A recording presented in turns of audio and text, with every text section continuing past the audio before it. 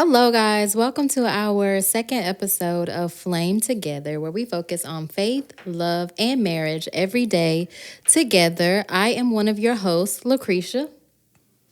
What's going on, guys? This is Larry. Larry Love. As you may have noticed, I'm not kind of like all fancied up today, but that's because this is February, and February is the month of love. And I think that we should talk about love this month.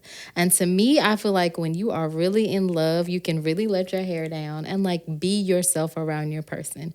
It doesn't have to be like beat face and cute outfit and nice shoes and all that stuff all the time. I feel like you can really just be yourself. So, with our first episode in February, I want to talk about love. And Larry, can you tell me what is love to you? Love, I think of, I guess, a safe place where people are accepting, people support, and they love. I feel like it's like a support unconditional. It's like I guess, a genuine embraceness or a genuine closeness between people or two people. I just basically feel like, it's unconditional support and unconditional feelings of, endearness or, I don't know, closeness. I don't know. I like that. I think that I didn't really know what like the definition of love was to me until like I want to say like, and this might sound bad, y'all, but don't judge me, until like years into our marriage. And I felt like love is, and I've heard it before, but love is not how you feel. Love is actually just like what you do. It's a commitment to basically care about that person and I like what you said, safe place. Basically, be a safe place for that person. That person is a safe place for you. And you are just honoring just a commitment that you made to them to just basically accept them for who they are and to love them regardless.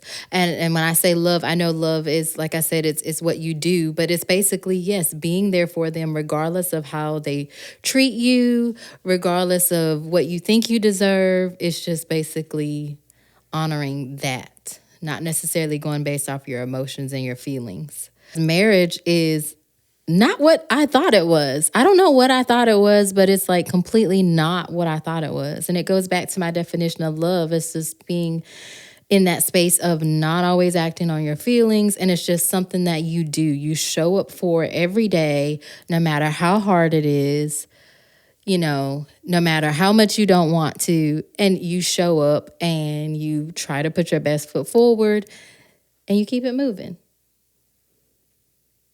And I know, your viewpoint on that is different because you grew up in a household where your parents were together for your whole entire life, and you had that family dynamic. So I mean, I'm sure you maybe have a different viewpoint on it. My parents, of course, they were married before I was even born. And of course, they're still married. Actually, to this day, still. So yeah, they were married all my life. But yeah, I do feel like marriage is basically what you make of it, and everybody marriage is different, and everybody marriage looks differently too as well. But I do feel like it should be some similar components at the foundation or the core, of course. But yeah, I definitely had a great example. But of course, their marriage wasn't perfect either as well. But I definitely had a great example growing up. But still, I feel like still when we, I guess, evolve or get grown, we also bring different components in from our our family we originated from, and then of course who we are today. Because of course we can also grow up and be in totally entirely different individuals from our parents and either other family members that we saw or saw at role models. So I do feel like we still bring different components in, whether it's healthy or non-healthy, in our marriage. So when you get with the other person, I feel like it's something that actually is created among you guys, what works for you. Because maybe what works for my mom and dad, or maybe what worked for your mom and your dad, or even your mom and your stepdad, may not work for us. So I do feel like we show up differently still, and we just got to understand that. And that can be very uniquely created, but then also it can be created through, I guess, trials and tribulations, also different obstacles, but also in different also triumphs and yeah, great experiences, of course, too. I like something that you said. You were talking about showing up, and I'm just basically agreeing with you. I am still learning how to show up for you 21 years later. Because like you said, I think a large part of that is, like you said, like us changing and growing, because we're not stagnant. We change, the things that we like change, how we feel about certain things change, and our life experiences since we started have changed us, because they just shape our worldview and our viewpoints. So I am still to this day learning how to show up for you in the best way possible. And I admit it's tough. And a lot of times, you probably agree, I like to think I like change, but sometimes change is hard for me, you know? And I'm like, well, you used to like this, or this is how you used to act, or this is how you used to be. So, it's kind of hard sometimes for me to wrap my head around the idea that maybe you don't operate in that way anymore, or you don't think that way anymore. And I'm not saying by any means, I'm not saying that I don't feel like you've grown or that you have the potential or capacity for growth. I'm just saying that it's easier once I learn how to do something, it's easier to continue to show up in that way.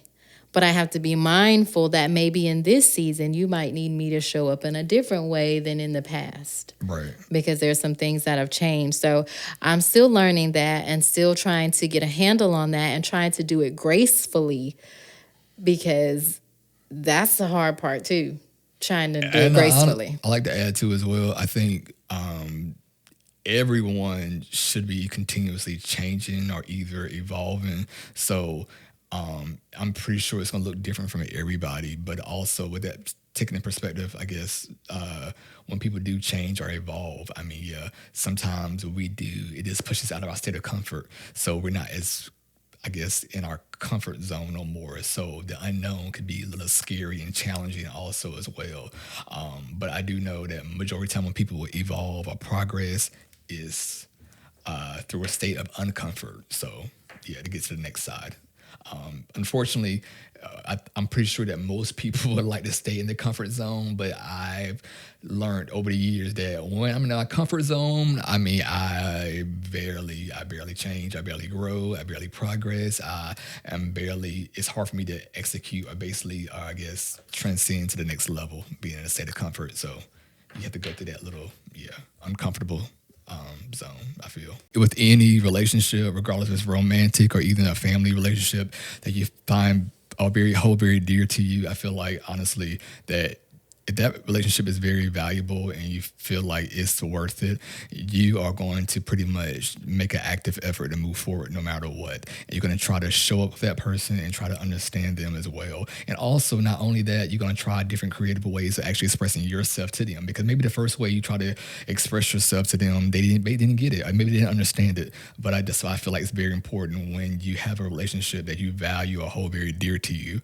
And key phrase, value, because I feel like you're going to still make an active effort over and over to actually understand them, to actually work with them, to try to actually